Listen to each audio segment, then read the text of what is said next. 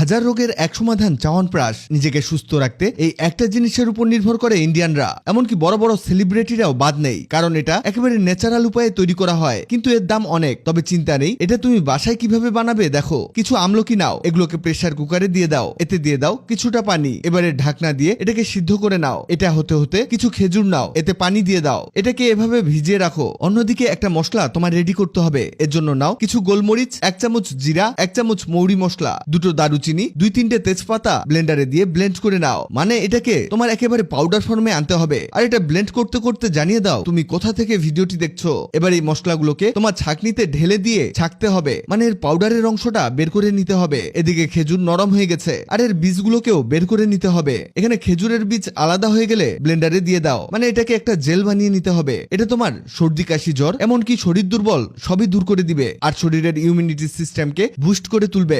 এতে তোমার শরীরের রোগ হওয়ার চান্স একেবারে কমে যাবে। এখানে আমরা এগুলোকে পেস্ট বানিয়ে নিয়েছি। এদিকে আমলকিগুলো ভালোভাবে সিদ্ধ হয়ে নরম হয়ে গেছে। এই আমলকি থেকে তোমার বীজটাকে ফেলে দিতে হবে, আর আমলকিগুলোকে ব্লেন্ডারে দিয়ে এমন পেস্ট বানিয়ে নিতে হবে। কাজ কিন্তু 70% হয়ে গেছে। এবার প্যানের মধ্যে দিয়ে দাও সামান্য ঘি। ঘি গলে গেলে এতে দিয়ে দাও সেই আমলকির পেস্টটাকে। এখানে এটাকে দিয়ে তোমার কিছুটা ভেজে নিতে হবে। মনে রাখবে, চুলার হিট একেবারে লো করে দিয়ে এই কাজটি করবে। এরপরে এতে সেই খেজুরের পেস্টটাকে অ্যাড করে নাও, আর এটাকে তোমার ভালোভাবে মিশিয়ে নিতে হবে। আবারও বলছি, এখানে চুলার হিট একেবারে বাড়িয়ে দেওয়া যাবে না, তা না হলে এটার নিচের দিকে পুড়ে যাবে, আর এটা খেতে একেবারে ভালো লাগবে না। এরপরে লাস্ট স্টেপে এতে অ্যাড করো কিছুটা গুড়। গুড় কেটে কেটে এমন পাউডার বানিয়ে এতে দিয়ে দাও, আর গুড় না গলে যাওয়া পর্যন্ত এটাকে রান্না করতে থাকো। এটা হতে হতে জানিয়ে দেই, আগের ভিডিওতে কমেন্ট করেছো গাজীপুর থেকে বৃষ্টি আক্তার, ওমান থেকে কাজী মিজানুর রহমান, দুবাই থেকে মোহাম্মদ ফারুক। তোমরা যারা কমেন্ট করেছো তোমাদের ধন্যবাদ। এই দেখো, এটা এমন হয়ে আসলে সেই গুঁড়ো করা মশলাটাকে এতে দিয়ে দিবে। আবারও এটাকে মিশিয়ে নিতে হবে,